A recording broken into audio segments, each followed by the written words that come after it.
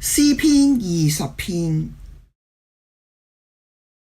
我們要因你的救恩誇勝，要高舉上主的旌旗。願耶和華在你患難的日子應允你，願雅各的神的名保護你，願他從聖所救助你，從錫安堅固你，紀念你的一切祭物，悅納你的燔祭，將你心所願的賜給你，成就你的一切籌算。我們要因你的救恩誇勝，要高舉上主的旌旗。我們要因你的救恩誇勝，要奉我們神的名豎立旌旗，願耶和華成就你一切所求的。現在我知道耶和華必救護他的受膏者，從他神聖的天上應允他，用右手的能力救護他。我們要因你的救恩誇勝，要高舉上主的旌旗。有人靠車，有人靠馬，但我們要提耶和華我們神的名。他們都屈身仆倒，我們卻起來堅立不移。耶和華，求你拯救，我們呼求的時候，願王應允我們。我們要因你的救恩誇勝，要高舉上主的旌旗。以賽亞書26章1至9節。當那日，在猶大地，人必唱這歌。我們有堅固的城，耶和華賜救恩為城牆，為城郭。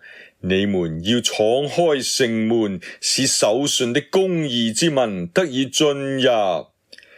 堅心倚賴你的，你必保守他十分平安，因為他倚靠你。你們當倚靠耶和華，直到永遠。因為耶和華是永遠的磐石，他是居住高處的，與高處的城市一同降為卑下，將城拆毀，夷為平地，化為塵土，使他被腳踐踏，就是被困苦人和貧寒人的腳踐踏。義人的道是正直的，正直的主啊，你修平義人的路。耶和華，我們在你行審判的路上等候你，我們心裏所渴慕的，就是你的名和你的稱號。夜間，我的心渴想你，我裏面的靈切切尋求你。因為你在地上行審判的時候，世上的居民就學習公義。哥林多後書4章16至18節。所以我們不喪膽，雖然我們外在的人日漸朽壞，內在的人卻日日更新。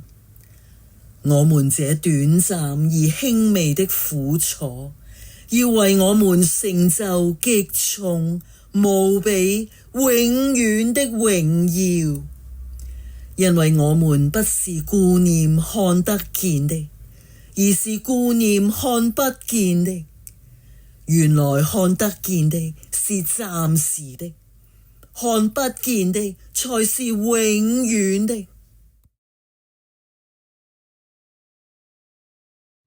請同心禱告。賜救恩的上主啊，你以拯救作我們堅固的城牆，使一切持守公義和堅心倚賴你得蒙護佑。你是我們的保障，要為我們修平義人的路。你是我們永遠的磐石，住在你裡面的必不動搖。你揀選我們，向我們施恩，我們感謝你。求你賜我們渴慕的心，愛慕你的聖名，渴求認識你的稱號，好思想你的律法，追求學習你的公義。我們要因你的救恩誇勝，要高舉上主的旌旗。為我們預備永恆生命的上主啊，你是創造萬物的主，在你有永生之道。你為一切愛你之人所預備的，是眼睛未曾看見，耳朵未曾聽見，人心也未曾想到的。你應許豐盛與榮耀給凡跟隨的，又考驗我們的信心。